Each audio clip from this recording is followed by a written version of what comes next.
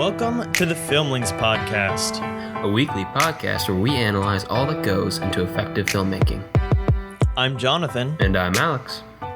And this is week 16, Toy Story, or How Alex Learned to Stop Worrying and Love Pixar. Yeah, it's been quite the journey this week.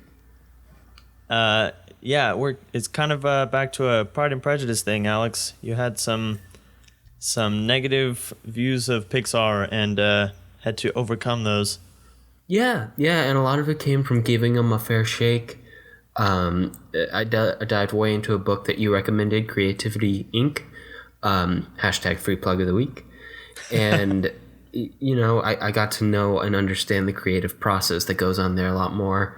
A lot of my misconceptions had a lot to do with how just the general dislike of how business is sometimes done in America. And, as you dive into Creativity Inc., you learn that Pixar went through a very similar struggle with, how do you balance creativity with the necessity of having to make a living off of that creativity at the same time.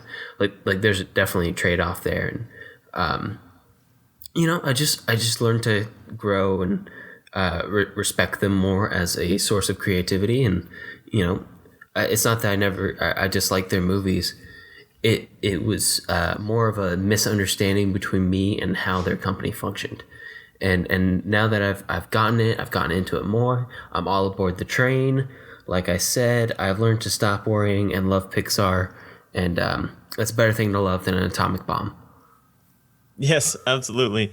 And especially, we want to understand, the institutions that create our films, but especially on this podcast, we're really focusing on the value that the films have in and of themselves, regardless of, their origins or anything. And especially for children's films, children are going to get something out of this, years and years before they realize, oh, this film could have been made just to make toys and stuff like that, which I don't think that these films were necessarily, even if Disney may have seen it as an opportunity for that. I think these films definitely have merit on their own, and the creativity and the passion that went in, the craftsmanship that was all poured into making these films, these actually pretty historic films, kind of sets it apart from any kind of commercialism, in a certain way. Yeah, for sure. It's definitely an interesting journey. It's a fascinating tale if you have a chance to dive into it. I recommend the audiobook if you have the time, just because I'm a big fan of audiobooks. But take a look at it, because it's definitely a fascinating insight into how not only are these creative pieces made, but how is the technology that has reshaped the film industry over the past 2 decades come about and kind of entered the mainstream of the film industry. Right, and again, that book is Creativity Inc. by Ed Catmull. Catmull co-founded Pixar with a guy named Alvy Ray Smith, and then they were financed by Steve Jobs, so those were kind of the three founders. Creativity Inc. is kind of half his memoir of starting Pixar and half a business instructional book for any kind of creative corporation. And it's really well written, well told. And if you're like us and you've grown up with Pixar movies, it's a trivia minefield, basically. All right, so let's talk a little bit about Pixar's history and the beginning of these movies, and in consequence all animated films ever now. So Pixar is the name of a digital imaging computer that was kind of created after George Lucas hired a group of people, including Ed Catmull, to work on the computer graphics for Star Wars, the original Star Wars film.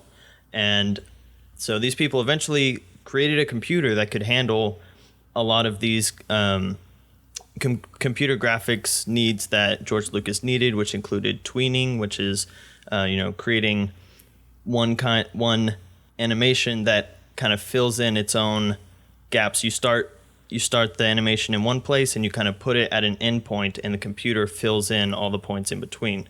So, for example, if you say where a laser is going to start, like at the gun, versus where the laser beam is going to hit on a tree or something, if you're a stormtrooper, then the computer will fill in all of the frames that the laser has to travel in its direction, which is a pretty basic animation technique now, but it was really important then to be able to automate that process as opposed to traditional hand-drawn animation.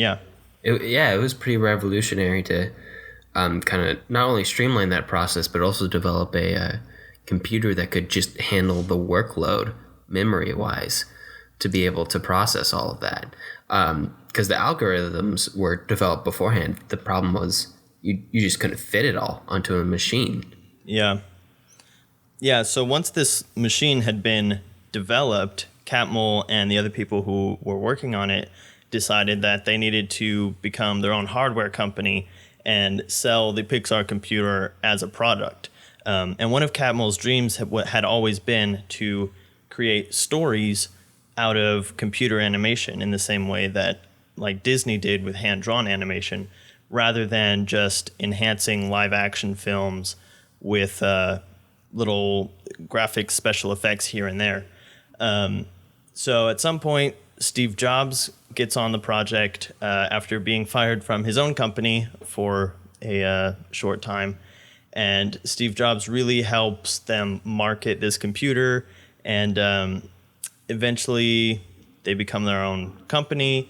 And they create some short films to showcase the power of the computer, among them being Luxor Jr., about two lamps, a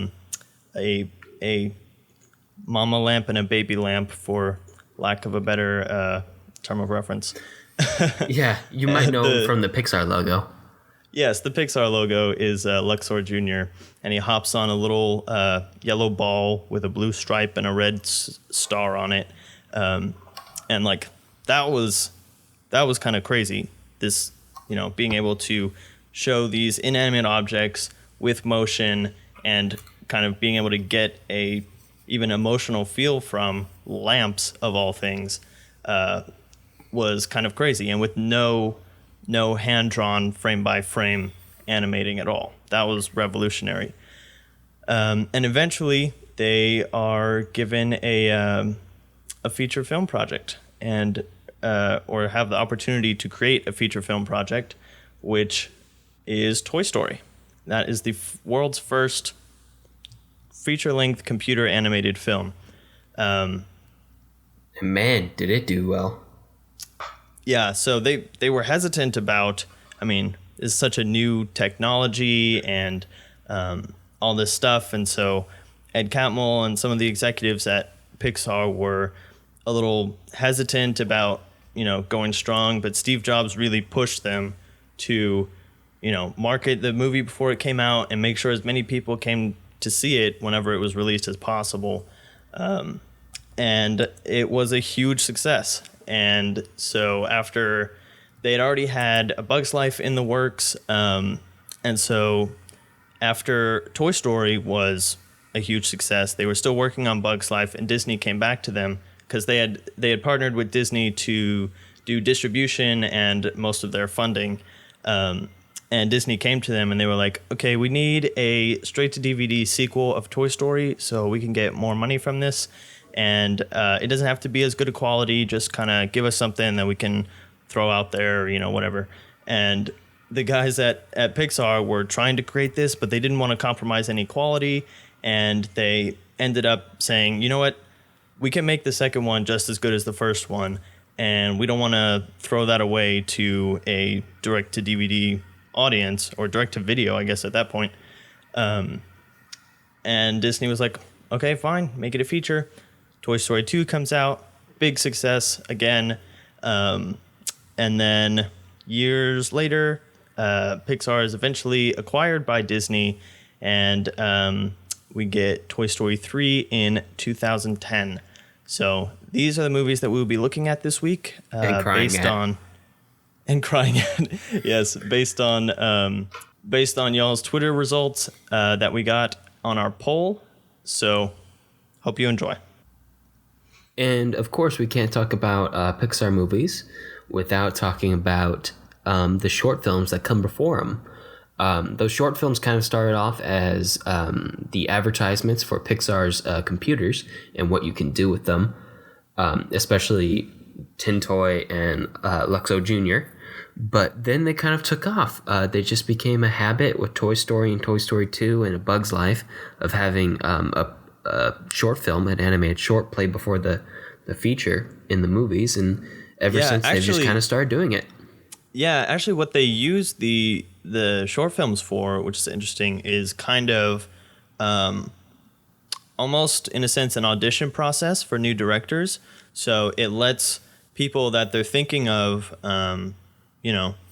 kind of graduating into the bigger films and working on bigger stuff, they'll let them kind of take the helm of one of the short films, and they get their feet wet. They get to kind of work with they can kind of have free reign, because there's a lot of leeway that you have in these films. You can do a lot of cool different things, and we have seen that over the years, the just crazy variety of types of short films, even in the 3 that we're about to talk about. Yeah. So I think that's a pretty cool way for new people to come in, have a way to be creative in a safe way, but also a way that can still get you recognition and seen by a lot of people.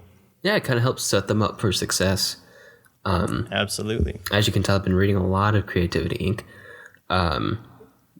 Kind of help them up, get their feet wet, let them bound and rebound maybe. Oh my gosh, stop. That's the worst. But although I will say I am totally in love with Piper, the one on Finding Dory. Oh, that one is fantastic. Yeah. Those aren't the ones we're talking about today, though. No. Which ones are we talking about, Alex? Some pretty early ones. Tin Toy, Luxo Jr., and Day and Night are the 3 we're going to be talking about. And it kind of provides a little interesting spread between them, because both Tin Toy and Luxo Jr. are really early animated films. They played before Toy Story 1 and Toy Story 2, respectively.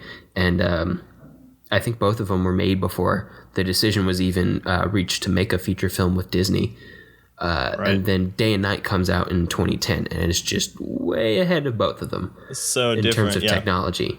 But you can tell Tin Toy was set up by John Lasseter to be kind of a test balloon for a feature film, and you can tell if you watch it that some of the ideas for Toy Story were definitely there.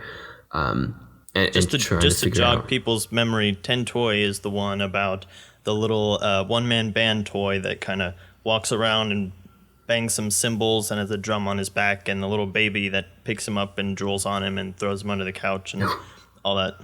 Terrifying baby. Terrifying baby. Yeah, definitely still in the early days of trying to animate a photorealistic human. And over the years, Pixar's made compromises on that and developed their own signature style. But these are the early days, and it's really interesting to go back and look at that, I think. Yeah, absolutely. Even if the baby does look like a chewed up piece of gum. How do you do baby fat wrinkles? Yeah, I mean, to be fair, babies can be kind of ugly sometimes. Yeah, they can be just, little mounds of flesh that poop and laugh a lot.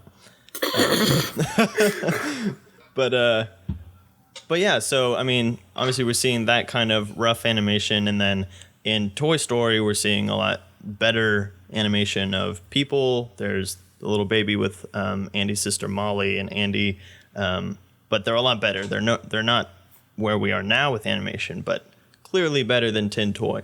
And you can see in Luxor Jr., which was released with Toy Story 2, but was actually, like we were saying before, the first short film created with the Pixar computer. They kind of went the safe route because lamps are fairly easy to render because they're smooth, and they're especially the ones that they have kind of has straight lines, and they're easy to mock up in a computer environment. There's not a lot of meshing and You don't have like folding weird and all that kind of folds stuff. or weird Right. curves in places. Right, and then they use the ball to show your squash and stretch and a little bit different. But it's way easier to render those kinds of objects than human objects. And we're actually still seeing the implications of that. Our technology for producing photorealistic, human animation is way different than, objects and smoother things, which is why you see a lot of, CG being incorporated into live action movies with cars. Anytime a car is flying or doing something, it's a fake car. Most of the times, buildings and big cities that have to be destroyed are all faked and mocked up in CG, and you don't even notice it half the time. But the instant you make Princess Leia's face younger, everyone's like, "Ooh, that looks really weird," and I don't know how I feel about that. Yeah. So, I mean, this is still a thing that we're working on, and I don't know that will ever get to a point where you can trick the human eye into seeing a faked human face and believing that it's real. We're just too in tune with the intricacies of human faces that I think there will always be a little trigger in our brain that says, something's not right there. Yeah. The human eye is pretty infamously fickle and finicky. They even had to develop special algorithms just to do motion blur and animation, because if you keep something in focus while it's moving, it looks really weird to the human eye. It makes you a little seasick, actually. But you can definitely tell the technology is at the beginning point in both Tinto and Luxo Jr. And then you hop ahead to Day and Night, which kind of integrates both 2D animation and 3D animation, both done on computer, by the way. Really beautifully, but it's also, a lot smoother. The lighting techniques have really advanced. The rendering is definitely much more advanced. Everything's a lot smoother.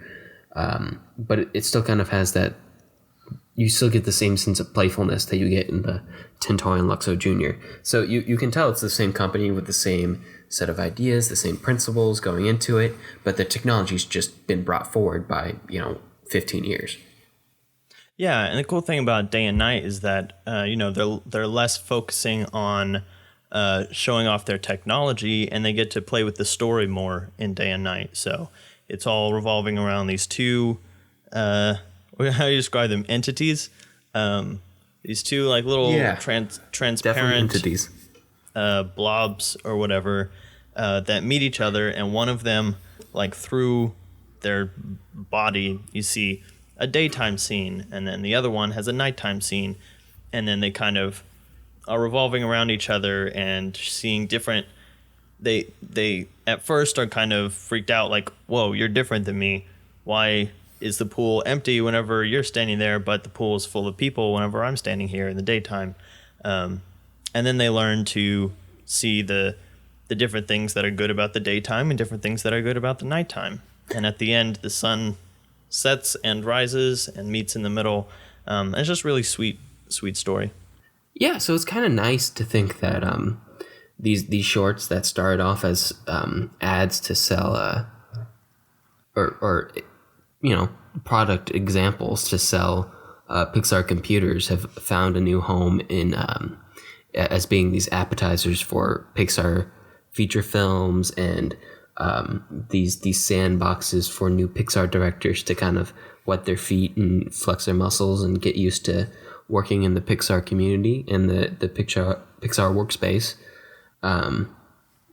So with that, we've effectively appetized ourselves with some Pixar shorts. So let's try some Pixar feature films, specifically the first and foremost, the Toy Story trilogy.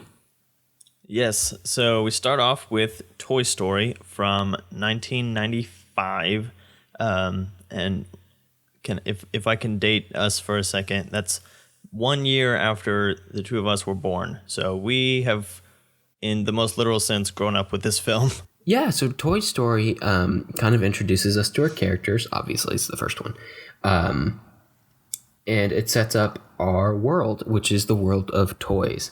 And all of these toys are owned by a child named Andy, and all of the toys especially love to be played with.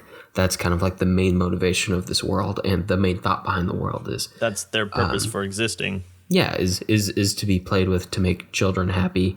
And they stay very true to that throughout the trilogy, and it creates an interesting way to explore the emotions of these toys in three different ways across these three films. And that's kind of Pixar's thing, is what if blank had feelings, what if cars had feelings, what if feelings have feelings, and so on. They get pretty meta on themselves sometimes, but specifically Toy Story covers the story of two toys, one named Woody, who is a sheriff, a cowboy toy with a pull string on his back, kind of old school, and he's Andy's favorite toy, and he's also kind of the leader of the toys. He organizes all of the toys. He makes sure everybody has a moving buddy in case they need to move. So he's top dog. He's on top of the world. He has a kid who loves him,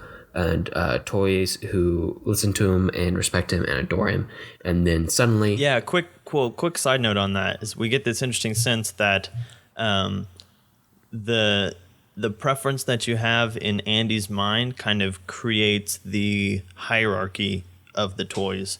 So Woody is the favorite, which kind of makes him the leader by default rather than by any personal qualities that Woody has that would suggest him as the leader. Right. We'll get into it a little bit later, but sometimes that sets I get up the the feeling, introduction of our next character. Yeah, and then comes along our second main character, Buzz Lightyear, who I feel like almost everybody in the world knows that name, or at least most American children will know that name. Most American adults too these days will know who Buzz Lightyear is. He is a spaceman toy, new and fresh compared to the man from the Old West, Woody, who Andy gets as a birthday present. And suddenly Buzz is kind of replacing Woody as the favorite, and kind of turns Woody's world upside down. And while Woody is kind of definitely our protagonist, Buzz isn't necessarily an antagonist so much as he is a foil to Woody. As he slowly replaces him as the favorite of both Andy and as the favorite of the other toys. And well, first of all, we should mention that we're just kind of going to assume that everybody has seen these, so we're not going to worry too much about spoilers. Pixar films in general are fairly ubiquitous, especially in the West, especially in America, and especially the Toy Story films. I feel like most people have seen these, or at least know the characters and knows what happens in the films. So with that, I should mention two other big points. One, that Buzz doesn't know he doesn't know he's a toy at first. He genuinely thinks he's his character, a Buzz Lightyear space ranger, and that creates a lot of humor and tension across the film, and brings up the question of what does it mean to be a toy. And eventually things go a little awry, and as Woody tries to push Buzz behind a desk so that he gets taken on a special trip with Andy to Pizza Planet. But things go a little wacky, and Buzz gets pushed out the window. All of the other toys think Woody was trying to kill him and are about to kill Woody when Woody is taken away to Pizza Planet. And then as Buzz and Woody are lost in the big outside world, shenanigans ensue, and characters arc and plots develop and twists turn. Yeah, and kind of one of the main things that I want to talk about with this movie in particular is the fact that description is, as detailed as any movie description that we've given on this podcast. And this film is such like so experimental, like such a new thing. This idea that a film that's been completely animated by a computer has never been done before would give almost any other studio license to make a subpar movie, kind of a soft launch of this technology. Do something kind of light that doesn't have a lot of meaning or depth to it, just to say, hey, look, we made a movie completely on a computer. But this film goes all the way with it. They weren't satisfied to settle with being the first to do something. They still wanted to make a great movie. And that's what makes Toy Story so special, is the fact that the movie that has this kind of place in cinema history as the first computer animated film is still just a really good film that can hold its head up with almost any other genre of movie. Yeah, for sure. I know that was the that was kind of the big deal that you saw in reviews back in when Toy Story came out, was not so much that it was a computer animated film, but just that it was a really good movie. It was a genuinely good moving movie. I mean moving emotionally. I don't mean moving as in images. Of course it was moving as in images. Well, it was also a moving movie in the fact that it was about a move. True, that is true. There's multiple layers of moving in this film, both in definitions of the term movie and emotional arcs. I don't get super teary at Toy Story, but it still is super touching as you see these two different identity crises play out. You know, what happens to Woody when he's no longer the sole favorite toy, and what happens to Buzz as he slowly realizes that he is a toy, and what is the role of a toy. Yeah, and the fact that these two existential crises kind of come together to form this friendship that is, one of the greatest cinematic duos of all time. It propels the trilogy. Absolutely. And also the fact that as a two-hander being a story that has two protagonists, they each have a distinct journey and an arch that feed off of one another, but are still distinct and function independently and are still moving independently. Yeah, and a lot of that has to do with the way Pixar approached this film, like you were talking about, taking it as a serious challenge, not only to make the first computer animated film, but to make a really, really good animated film, and just come back to it over and over and over. And that's what you get if you read the story behind Toy Story and Creativity Inc. Is you get the tale of the different iterations that they went through. Way too light, way too dark. At one point, a Disney exec said that Woody needs to be a little edgier, and they went way too far on it, and the project got temporarily shut down because Woody basically turned into a psychopath, and then they came back from it, and you can feel those layers of revision build on top of each other, because there are some dark moments in the movie where Woody does some kind of messed up stuff to Buzz, especially pushing him out the window, which was kind of an accident. But there also is like this really fantastical wonderment about it from a child's film point of view.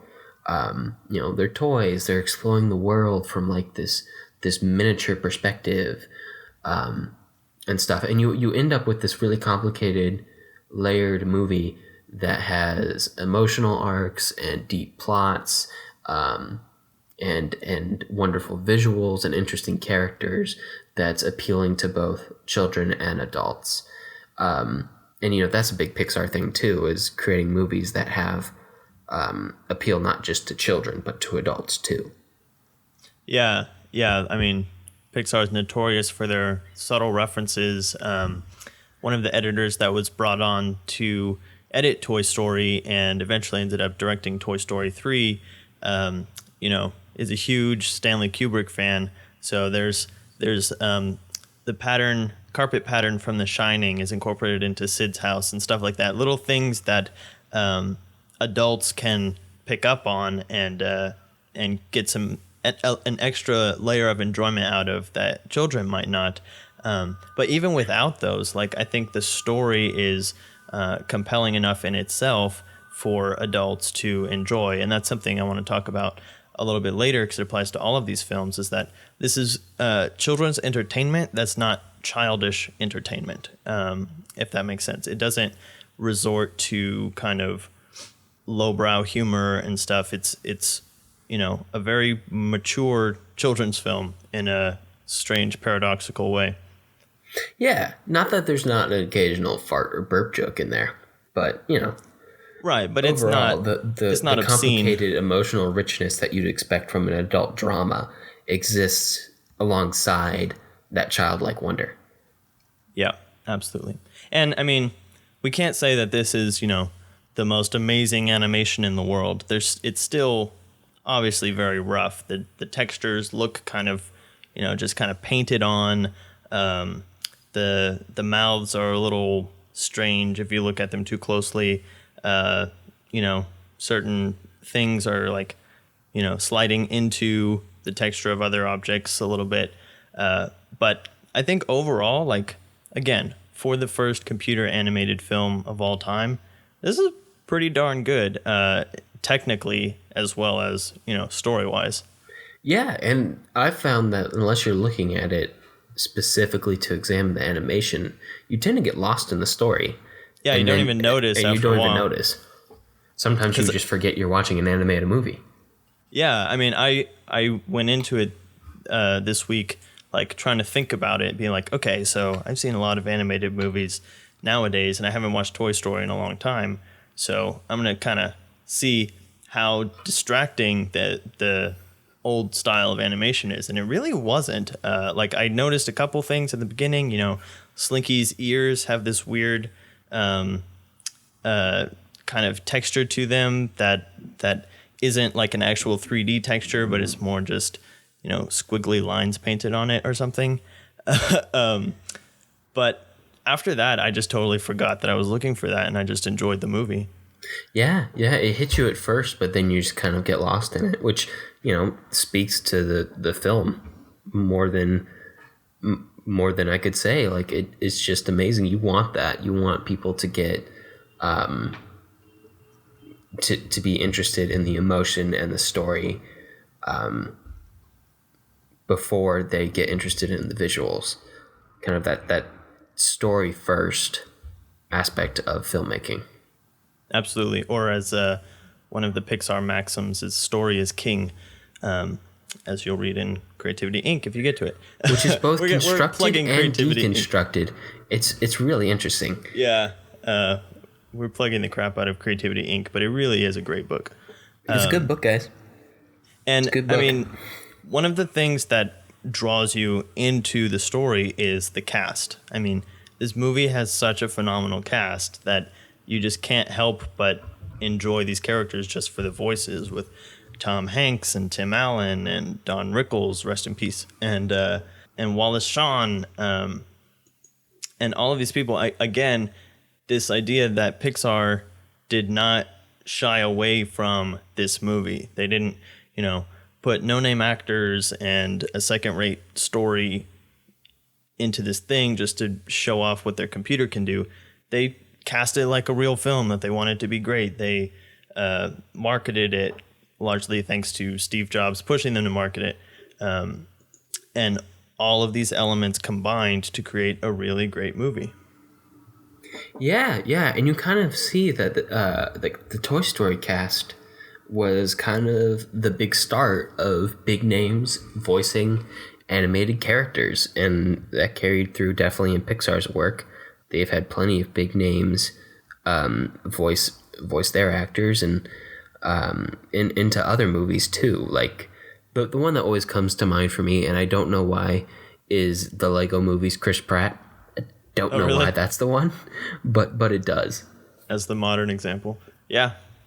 I mean, the Lego movie had a ton of big names. It's kind of nice to experience actors' performances in a setting where you might not necessarily be continually aware of their identity. So it's kind of like nice to see a different side of the actor. Like if I'm consciously thinking about it when I'm watching Toy Story, I know that Tom Hanks is Woody and I can match the voices. But at other times, it's kind of nice to just sit back and enjoy the experience of Woody's performance, both from the animators and the voice mixing together, and just forget that Tom Hanks was involved at all. Right. And even, like, I always forget that Wallace Shawn voiced Rex. I've seen The Princess Bride about 1 million times, and I can pick out his voice in a lot of other movies, like The Incredibles and stuff, but as Rex, he's kind of a distinct thing, and you don't even think about it. Also, if you're interested, there's a video on YouTube from Ellen's show where Ellen and Tom Hanks have a, quote, Pixar off, where they kind of, they're talking about how when they see kids and their parents are like, hey, look, that's Woody. And they're like, no, it's not. That's some old guy. And then Tom Hanks will have them close their eyes and do his Woody voice. And so they both end up doing that back and forth. And if you close your eyes, it's really like Woody and Dory having a conversation. It's kind of fun. We'll include a link to that in the blog. And so on to episode 5, The Empire Strikes... on to Toy Story 2. Although, seriously, I will be quite upset if Toy Story 4 is a prequel. On to Toy Story 2. And Jonathan, do you want to take us through the plot on that one? Sure. So Toy Story 2 starts off with a little video game sequence, but the story starts off with Woody trying to find his hat and trying to get ready to go to cowboy camp with Andy.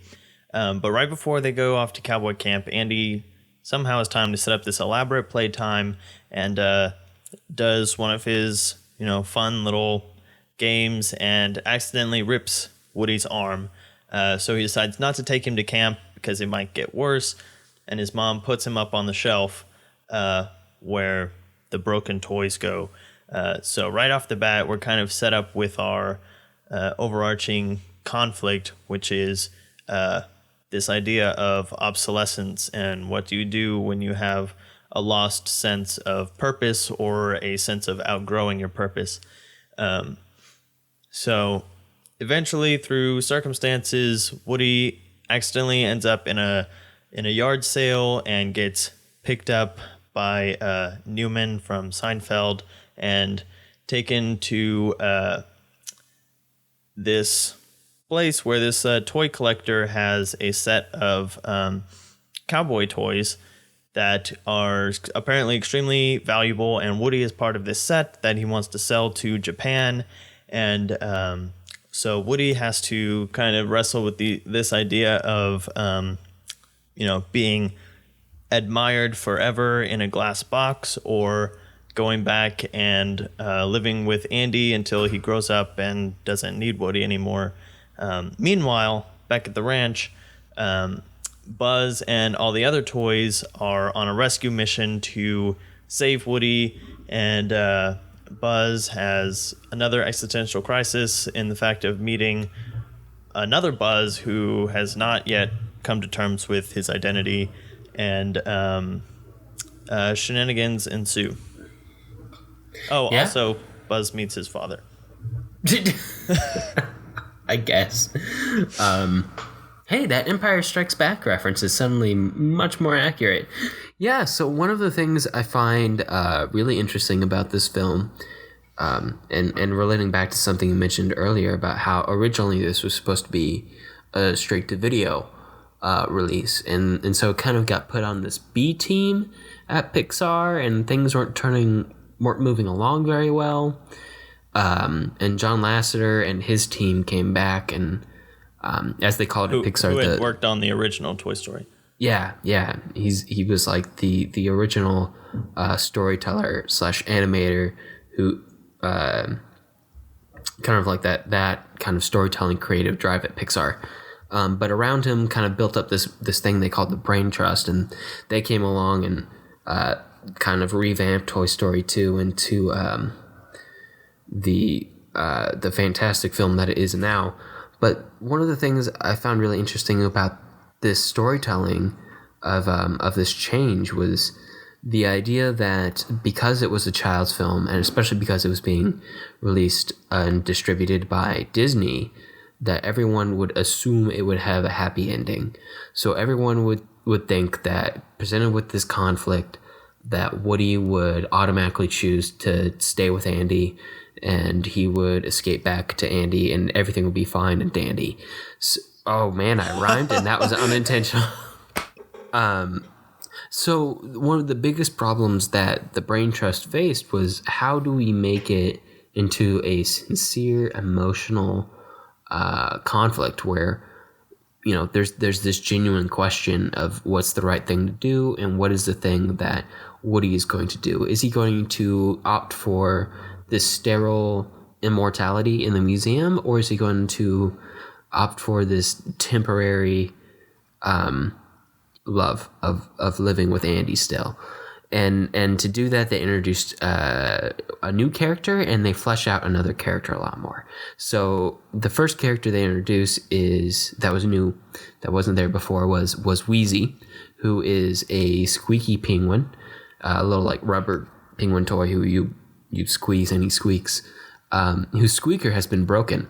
So when Andy's mom puts Woody up on the shelf after his arm's been ripped and he has to miss cowboy camp now, he gets put up there with the broken Wheezy, and even though they don't talk about this explicitly, that, you know, every toy is eventually broken and every toy eventually leaves its child, its owner. The idea is kind of planted in our mind, and you see that idea get planted in Woody's mind, incepted, but with less Leonardo DiCaprio into his mind. Less paprika. Less paprika. No DS Mini. So we already have that buzzing in the back of our minds, and then when the choice gets more formally presented to Woody later on, does he stay with the museum set, which is a set of toys from the TV show that Woody is based off of? So there's Woody's horse, because Woody's a Bullseye. cowboy. Bullseye, the horse, and the prospector, who's a bit crazy, and Jessie the cowgirl. And then the other option is to go back with Buzz and the rescue team and go back to stay with Andy. So at first, you know, this seems like a really obvious solution. You know, maybe he doesn't want to be a broken toy, but we get this flashback story from Jessie's past, where she used to be a girl's favorite toy until she wasn't, and she was donated, and it's a tearjerker. Yeah, until her kid outgrew her, basically. They even put like a Sarah McLachlan song behind it, like. Yeah. Seriously. That's tricky. That's low. That's low. I think it was before those dog commercials. Actually, I'm sure it was before those dog commercials. It's probably why she got the gig for the dog commercials. Actually, yeah. Huh. The connections we put together on this podcast. But anyway, by fleshing out, you know, the deep emotional impact that had on Jessie, and the trauma that she experienced by first being abandoned and then being locked in like a box with peanuts in it, like those foam packing peanuts for really long times. Yeah. So she was abandoned, emotionally traumatized, and then isolated, stuck in this box for a really long time until the collector Newman from Seinfeld gets his hands on Andy. So it becomes, you know, a more of a parable of experience from Jessie's point of view that Woody now knows. So we have a deeper emotional understanding of what will happen eventually if Woody stays with Andy, what his fate might be. So the two options become well they get a little more of an equal footing from the audience perspective, I think. Yeah, because you can suddenly you can understand the appeal of both options, and it's not just a clear cut. Well, clearly go back with Andy, because we can see in the foreshadowing of Jesse's story that doesn't have a happy ending ultimately, which is fleshed out in Toy Story 3, which we'll talk about. But one of the things that's also interesting about the conflict in this movie is that it builds off of the resolution of Toy Story 1. And the same thing happens, we'll talk about with Toy Story 3. But basically, as soon as Woody is captured, it's kind of a no-brainer decision for Buzz to go after him, even though, I mean, it's a big world. Woody was taken off in a car, and Buzz and the other toys are just toys. Like, it's kind of a hopeless task from the beginning, but the bond that was created in Toy Story 1 and the lengths that Woody went to get Buzz back to Andy in Toy Story 1 kind of make it this instinctual decision for Buzz to want to go back and rescue Woody and kind of return the favor. And there's even that little tiny monologue that Buzz has that's like, did Woody give up on us when this happened? And the American flag starts flying in the background is the greatest thing ever. But the fact that this film kind of like you can watch it on its own, but it plays better if you have an understanding of Toy Story already, and that the journey that we took on Toy Story 1 is compiled in this one, and it makes all the decisions and conflicts deeper for Toy Story 2 if you already have that understanding. Yeah, which is a really strong way to take advantage of the functionality of a sequel, of having those of having a set canon of characters and arcs and characterizations that have already happened, and truly building off of those and leaping off from the point that the characters ended onto a new arc, as opposed to doing some kind of cop-out spin-off like the Mr. Potato Head movie or something that's completely unrelated and just they can slap the Toy Story logo onto to get people to go see it. And this is definitely 4 years after Toy Story, so there's definitely been some improvements in the animation. You can tell they're experimenting with some depth of field. Some of the textures feel a little smoother, a little more incorporated into the world. Not that I'm an animation expert, but they're just noticeable things. And again, you end up missing most of it, or missing any mistakes that might be there. Yeah, not paying attention to it. Just because you get absorbed into the story and the characters and the arc and the world. And we, of course, not to mention that the Toy Story was a big deal in the industry. So the idea of animated movies took off.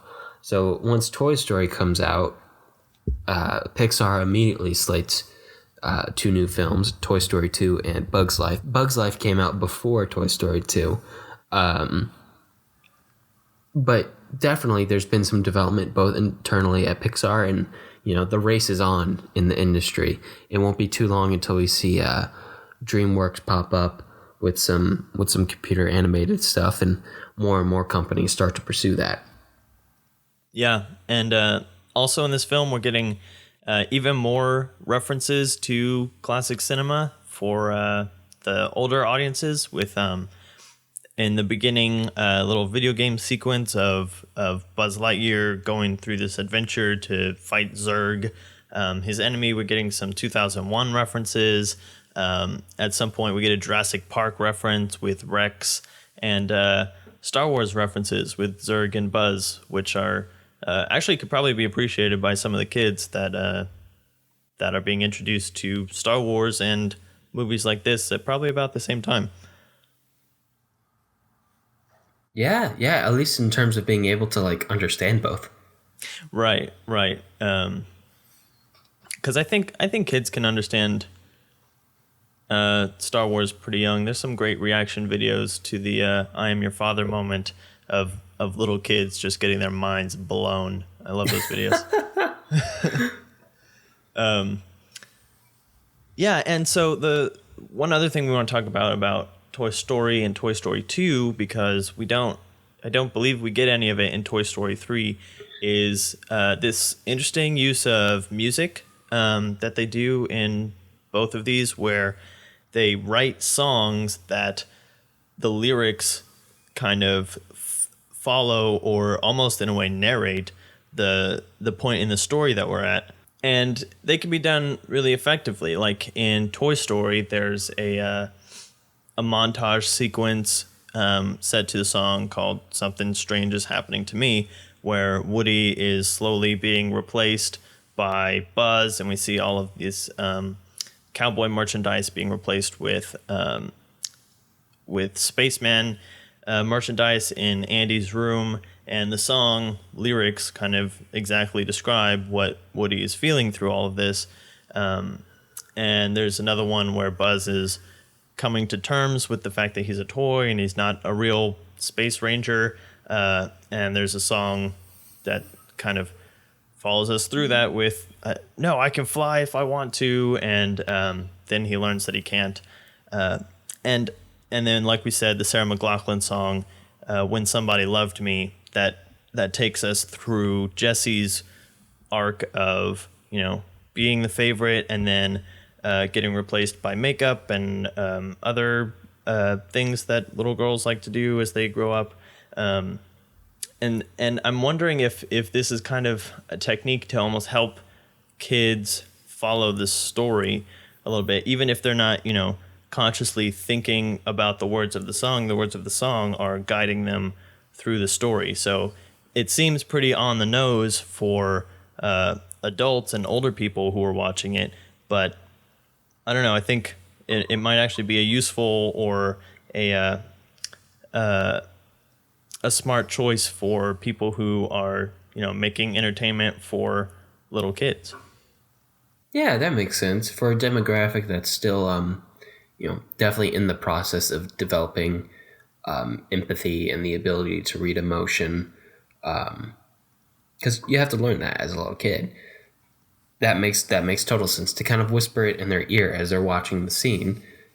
This is what's going through this person's head, and they're not completely spelling it out, but it's as close as you can get to spelling it out without actually spelling it out.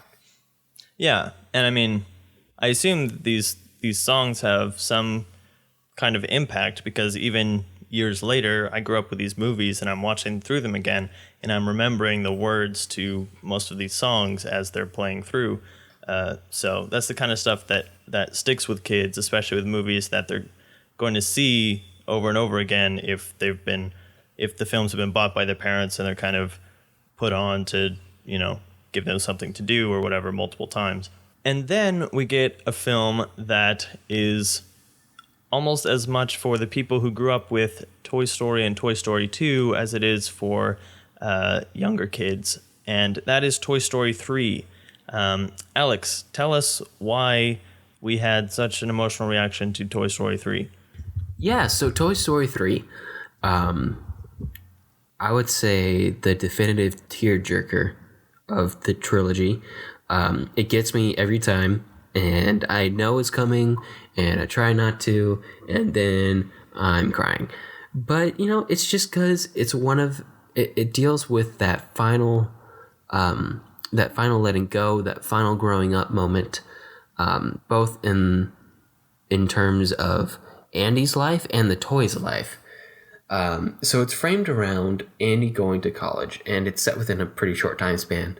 I think he's going to leave for college within a couple days of when the movie starts. And the toys have been whittled down. There's not that many of them left. We still have our core toys of Woody, Buzz, Jessie, Bullseye. Who else? We have Rex, Potato Head, Ham, the piggy bank, and Slinky Dog. And that's pretty much it. Oh, well, the Mr. and Mrs. Potato Head have the 3 alien kids from Pizza Planet. Right. Who are actually pretty important in this movie in the long run. But the toys have been whittled down. There's not a lot of them left. They don't get played with hardly ever. The movie one of the early scenes in the movie is the toys trying to trick Andy into playing with them by dragging his cell phone into the toy box and then calling it. And it doesn't work. It's so sad. Yeah, it's pretty sad. There's a lot of sad moments in this film. Yeah. But essentially, the moment that Woody was fearing would come in Toy Story 2 has finally come. They barely play at all anymore because, he's a teenager. He's 17, 18 years old. And now he's going to be gone. He's going to be going to college. And his mom, Andy's mom, asks him to either throw stuff away or mark it for storage in the attic, or decide to take it with college with him. And that's the choice facing the toys. And of course, through a series of mishaps and shenanigans and misunderstandings, classic Pixar style, the toys end up at a daycare, which isn't exactly what it seems. And once at the daycare, there's a bit of a schism in the group. Woody has decided that he's going to go back and try to reunite with Andy, and that his responsibility is to be with Andy, whether that means he's going to go to college, whether that means he's going to be put into an attic, or whatever. He doesn't believe that Andy would throw any of them away. Whereas the rest of the toys think, through, again, a couple of accidents, that Andy was going to throw them away. He wasn't. Again, mistakes were made. He was just going to put them in the attic. But they think they were destined for the garbage. So they decide that they are going to stick it out at the daycare where kids will play with them every day. And they think that that's their best opportunity for a new life. Woody doesn't agree with them, so they part ways. Most of the toys, led by Buzz and Jessie, stay at the daycare, and Woody goes back to try to reunite with Andy. And of course, as always, shenanigans ensue, and arcs are arced, and limits are pushed, and characters are characterized, and Lotso the bear seems a lot like the governor from The Walking Dead, but who am I to say? Or the warden from Shawshank Redemption. Also true.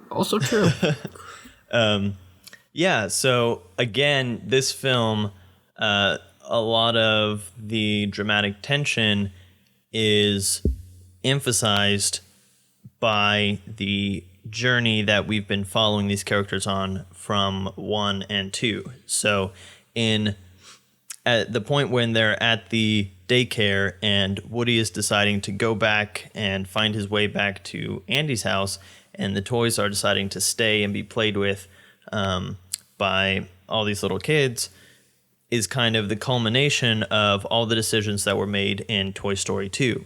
In Toy Story 2, Woody finally kind of got himself to a position where he decided that he was going to stay with Andy no matter what. I mean, his big line from that movie is, I can't stop Andy from growing up, but I wouldn't miss it for the world. So, I mean, we know already his motivation from Toy Story 2 that was solidified in Toy Story 2 is to stay with Andy no matter what. And the other toys, like Jessie, was kind of, her arc was, it ended up in the same place of ending up with Andy, but we get the sense that it was more out of a motivation to be played with rather than observed. So the fact that she could be played with by these kids now in the daycare fulfills that in a way that Andy growing up and leaving for college and putting her in the attic doesn't. So we can see whereas these two journeys came to different conclusions that ended in the same place in Toy Story 2, that tension that wasn't ever stressed in Toy Story 2 is now brought to the breaking point in Toy Story 3. And then you throw in some mafia stuff and spice it up a little bit. Yeah, and Michael Keaton as Ken. And who has now made it onto our podcast 3 times. In the Batman episode and the Oscar episode and now Toy Story episode.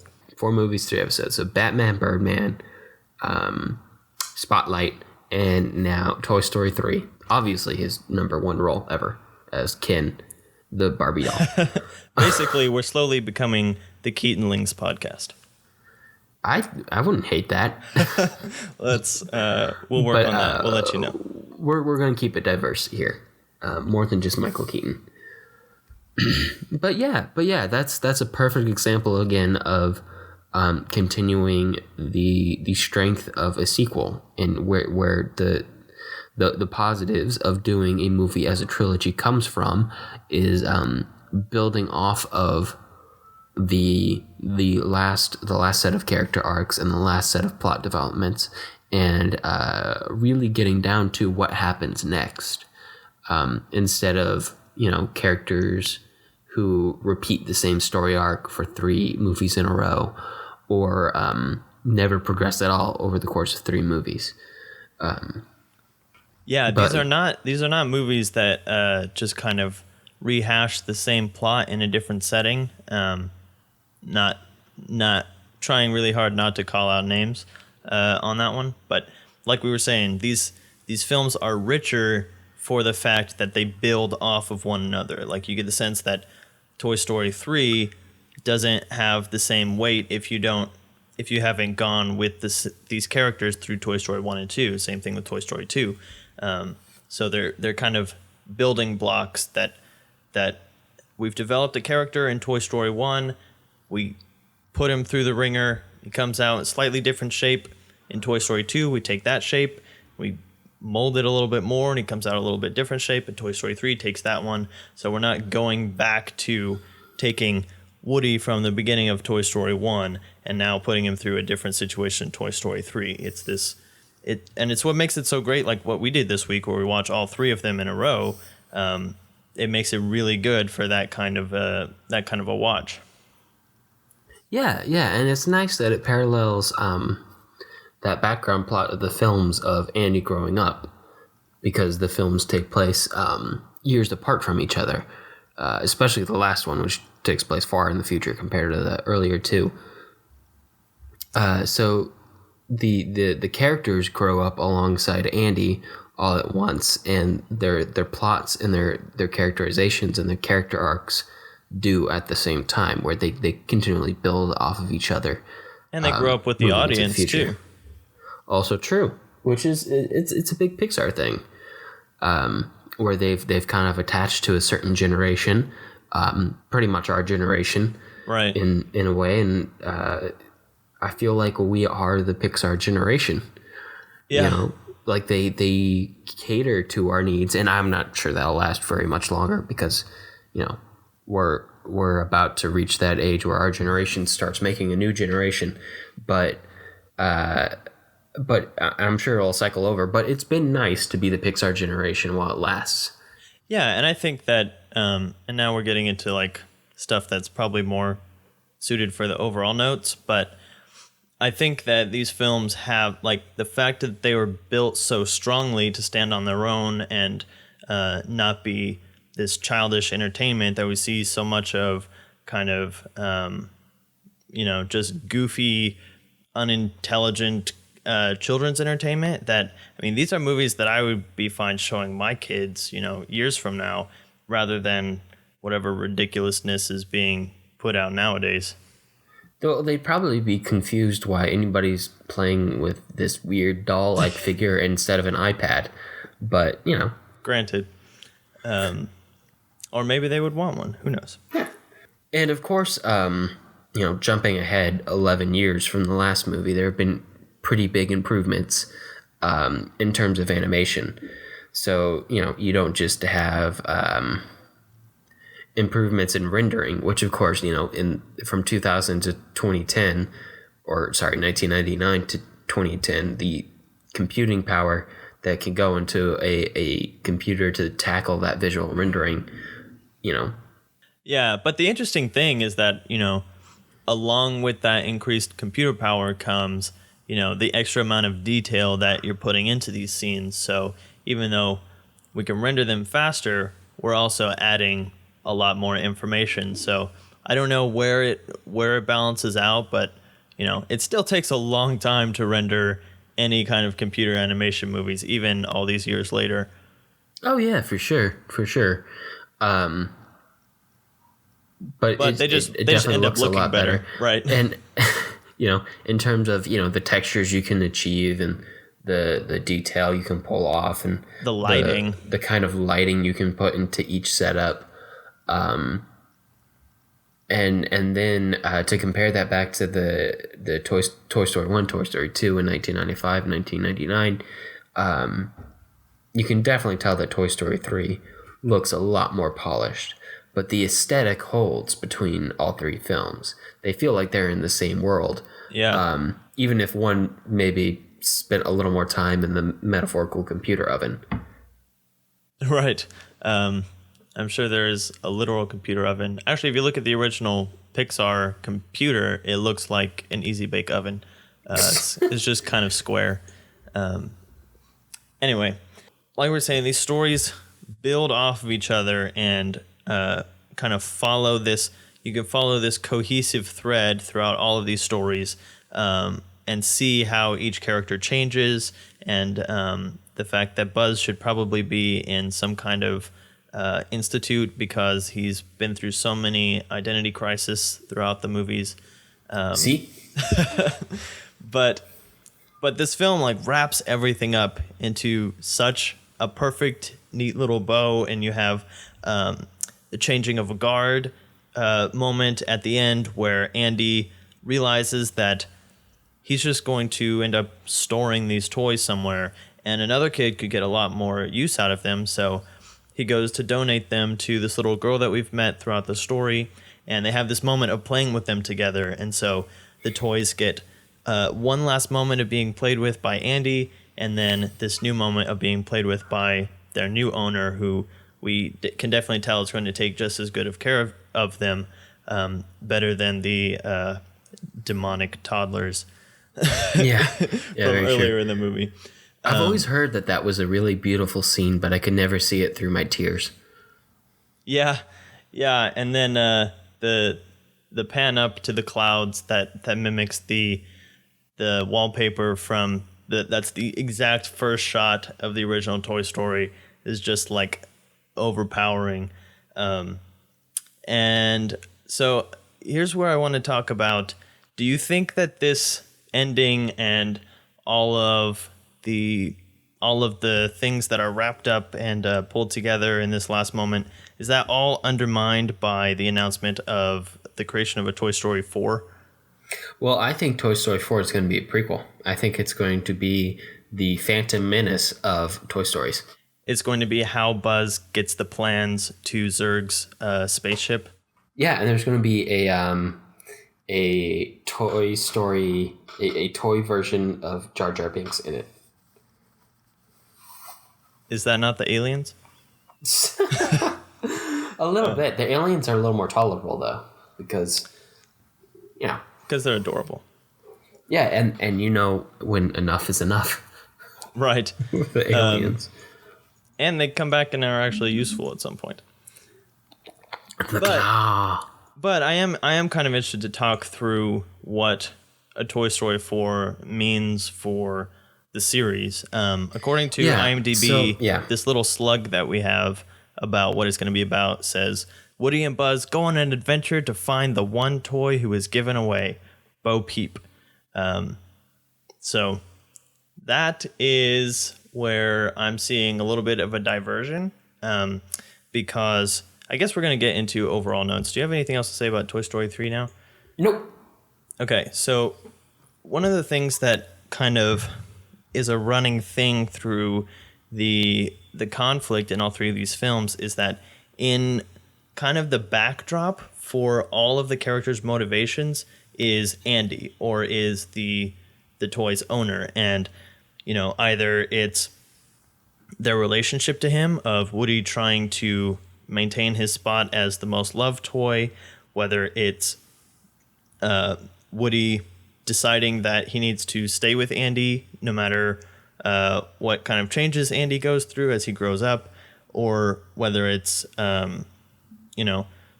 supporting Andy or finding a new home, a new child to be loved by, that will appreciate them and not destroy them. The kid, whatever kid they're relating to, is the backdrop. So just from this slug, I'm wondering if like how far we're deviating from that, and what a story that revolves mostly around the characters and the characters, or the toys' relationship with each other without reference to this bigger kind of hierarchy of kids and toys and all that kind of stuff. What that will, if that will give it a different feel. I don't know. Yeah, so I do think it's definitely possible that they could pull that in. Like there could be a child motivated reason that they need to go find Bo Peep. Sure. Or that one of them starts thinking about going to find Bo Peep. But just looking at the slug as it is now, and of course it's just the slug, that's all we've got to go off of. It looks like it's set up to be an adventure romp where they wanted a reason for Woody and Buzz and some of the other toys to go on an adventure in the world of humans, where they have to not get caught and they get to explore things from a microscopic level. And of course, it'll be interesting to see where this is taken. It's still being done by Pixar, of course. John Lasseter is still helming it. Yeah. So I have high expectations from the people, and I know they can do a good job. The question is, where are they going to take it specifically? And you're right. Is the commitment still to the trilogy, or is this just another movie set in the same universe with the same characters, but that's the only connection it really has to the other three? Yeah, I think there was a Twitter response that I saw that kind of sums up my my feelings on it, where someone asked a person on Twitter, "What do you think about the new Toy Story 4?" And the response was, "I don't think it's a good idea, but I didn't think Toy Story 3 was a good idea either, and that worked out pretty well." So Toy Story 3 was fantastic. So I mean, I don't want to underestimate the Pixar team and the Toy Story team in particular before I've seen it, but I'm kind of have a reserved anticipation for it. Yeah, I think the reservation is fair. I think in the past 15 years we've seen too many series stretched out farther than they should be. Right. Sequels that lose the heart. Right. Movies going for stories going for 4 movies instead of 3. But I think we also have to fall back to one of those things that's harped on in Creativity Inc. is that you have to trust the people. And I think the team at Pixar, especially headed by John Lasseter, has done such a good job in the past. I think they are going to pull it off. And I think it's going to be different than what anyone expects, because no one expected a Toy Story 4 at all. Right. But it'll be really interesting. It'll be fascinating to see what it does. And and I think it will be good, and hopefully it will be good. So yeah. And that's one of the things that we wanted to talk about, is that that creative team, and how these people have worked together for so long and built this thing. And we've talked about this a lot, but I mean, it's important that having a team that works together well is really important. And once you find those people, breaking them up just because you're on a new project is not necessarily the best idea. And as long as you have a good team, you can always kind of bring a story back together. I mean, that's one of the things that in Creativity Inc. they talk about with Toy Story 2, is that they had a team of people who were all very talented but didn't work together that well necessarily. And so they kept missing the mark on where the story needed to be. And when they brought in their kind of A team, if you will, of creatives, that got everything back on track. They threw out the stuff that wasn't needed, and they brought in things that kept the story to the heart of what Toy Story was. And that is something that Pixar has prized from the beginning, is putting the right people together to create the story, and giving their people enough leeway to develop their story to a point that it needs to be without rushing them to get an unfinished product out. Yeah, you're right. And that's one of those things that why I used to be so hesitant before I learned to stop worrying and love Pixar about Pixar was I'm so used to thinking about films, especially within the context of the filmlings and the analysis we do here, of being, analyzing the work that one person puts into it. So like analyzing a set of work from a director, in that way. And of course, film is a collaborative art form, but when we study specific people within the film, we tend to study them in almost a kind of vacuum, which of course that can be a fascinating way to look at people. And I definitely think it's an interesting way to look at work habits and interesting innovations that have happened throughout the film industry. But and also, I think there's, film is a collaborative art form, but I think some films are made more or less collaboratively than others. So, for example, that's true. You have the Shane Carruths who are controlling the editing and the shooting and the directing and even the acting, by literally doing and the it music. all. Yeah, I mean, he needs his team and his actors and stuff, but and apparently a nap. Yeah, he probably needs a nap. But then you've got other films like Period in cinematic history that we probably look to The Magnificent Seven as far as our film canon on the podcast. That was more created by a studio system, so it's almost more producer driven and marketing driven than one person trying to get this story told. Right, exactly. And so it was both weird, but mostly fascinating and really, really interesting to take a look at a set of films where the creative drive was a definitive group rather than a one like auteur in particular, one writer director who pulls all three films together that we talk about on the podcast. And once I started looking at Creativity Inc., and I feel like we can probably just start calling this episode Creativity Inc. at this point. Right. Although love my Doctor Strangelove reference. You get to see you get to see some of that nitty gritty in and out of what it's like to work in a group of people. What is it like to address the issues of working in a group of people? And to have that group of people become a company that becomes a definitive force in the film industry, which is just fascinating, and it's kind of unique in film these days. Like you said before, we used to have a studio system, long time ago, where you'd talk about the new Warner Brother film, or you talk about the new Paramount film, and then we kind of transitioned to a more auteur. The only kind of remnant of that I can think of is, like Marvel. You say, oh, it's a new Marvel film, like Marvel. Rather than, and you still have your kind of semi-auteurs in there with like Joss Whedon or the Russo brothers. Yeah, or Jon Favreau or those kind of people. But mostly it's just, oh, look, it's the new Marvel movie. Yeah, exactly. And so Pixar ends up being this kind of super unique or super interesting, unique, creative force. It's like they're an auteur made up of several different auteurs, which is interesting, and that's the way they branded themselves and marketed themselves and continue to work because it works for them, which is that was their decision to work together, and this is what's working. Let's stick with it.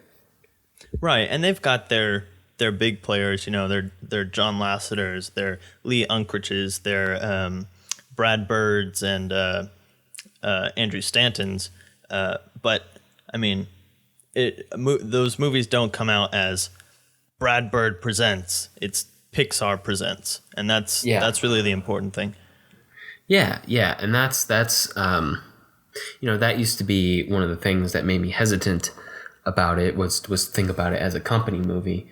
But once you get into it, you realize it's this group of creatives who have these strong working relationships together, have a very strong system put together for how they work, and a really thorough creative process that just works so well to turn out all these good movies.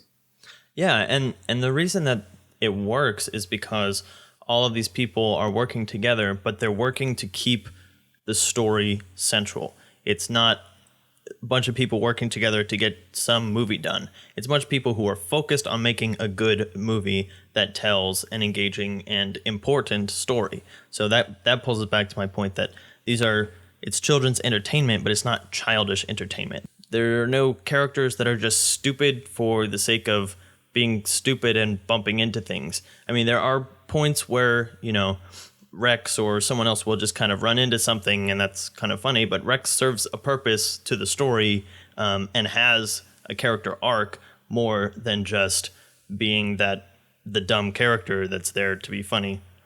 And the other thing that is particularly haunts children's animated films is these obscene uses of squash and stretch, which is an animation technique that you see primarily in hand-drawn animation, but has become prevalent in computer animation as well, where things stretch past where they naturally would, and then they squash into little small shapes and stuff.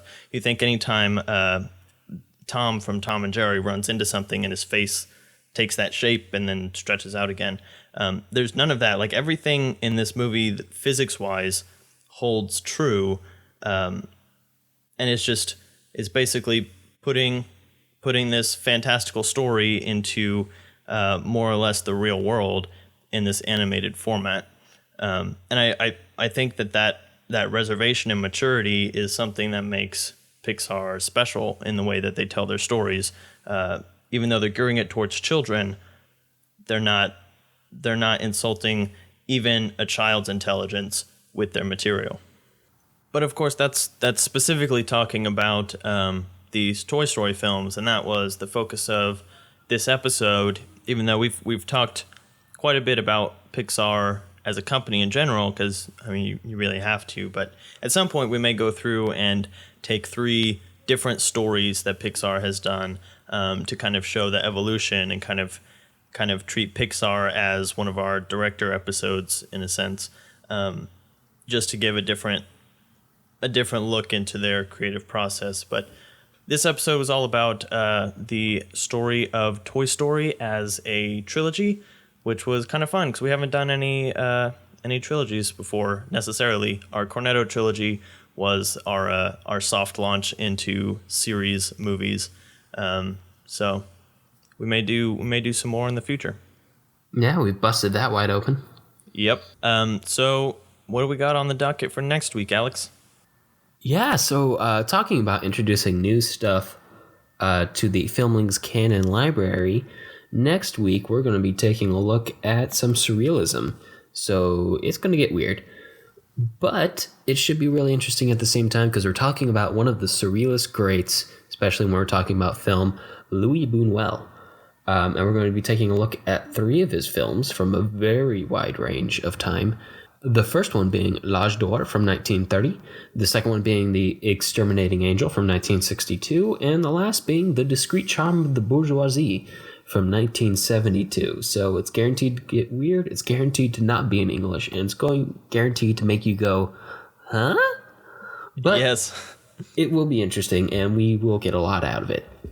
Yeah, and Buñuel is one of the original surrealist filmmakers. We're getting a little bit of Salvador Dali with L'Âge d'Or, and also it's another nationality into our canon. We've talked a lot about Japanese film, but Buñuel is a Spanish director, and these films are from France and Mexico, so we are getting into the European scene, and we guarantee that there will be more European cinema on the podcast in the future. Oh yeah, there's literally a full world of cinema out there to explore, and we will get to all of it slowly but surely. But next week is going to get weird on the Filmlings with surrealism. But that's about all the time we have for this episode. If you have movie suggestions for us or just want to reach out, I can be found on Twitter at JSSatchel. And I'm at Alex Garinger. And to find links to stuff that we've talked about today, you can view them on the blog at thefilmlings.wordpress.com. If you like the show, let us know. Leave us a review on iTunes so other people will know what we're all about. We definitely appreciate it. Talk to you next week. All right, see ya.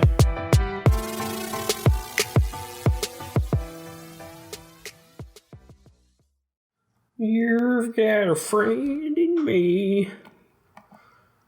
Something, Toy Story. You've got a friend in me. I really hope you were still recording. Yeah, I was still recording.